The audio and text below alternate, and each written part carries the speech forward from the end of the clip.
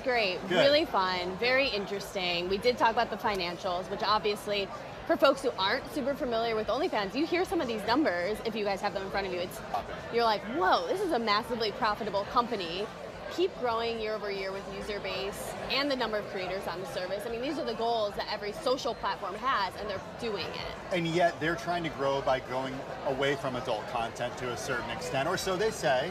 Chef videos, different types of creators. I mean, Whitney is a comedian. She's not posting any nudes or anything like that on OnlyFans. She put her comedy special behind a paywall on OnlyFans. So they're trying to kind of position themselves more as, yes, we know we are an adult content platform, but we also can just be a subscription service like a Patreon, a Substack, or any of the others. So is it working?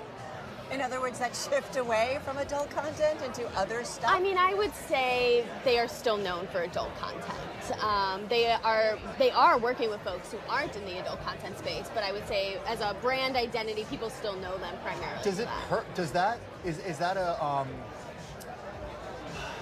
is it like a barrier for trying to expand beyond adult content? Like Whitney Cummings could go to, like you said, Patreon or one of these other competitors.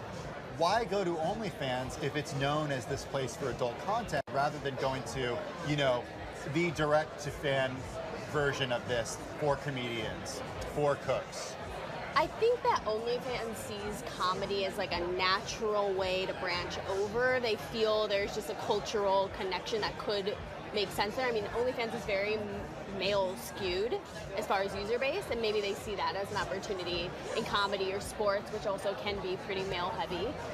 Whitney talked about on the panel how she chose OnlyFans because she felt she could say more on there than she would on other platforms. Like, for example, many comedians put their shows on YouTube. She felt YouTube would maybe take things down or demote her in the algorithm if she wanted to say something that maybe is controversial, I don't know, but like whatever she wants to say, she felt she could do it on OnlyFans. I am curious if it came up in the conversation that if these folks are at all having conversations with like kind of who they want to have on the content, maybe more traditional folks, kind of a safer type of programming. Like, what are they hearing? What's the feedback?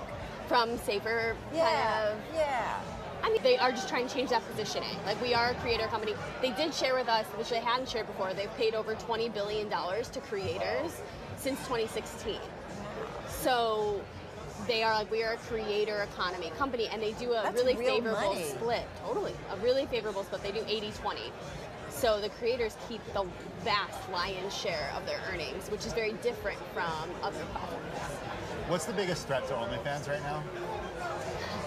Well, we didn't talk about this, but I do think something that's interesting is, the 2025 election. There has been actually a push from porn stars who are saying that in Project 2025 there are some notes about porn and reducing porn's reach. I mean, Pornhub is banned in Texas. 3连关注，点赞也行。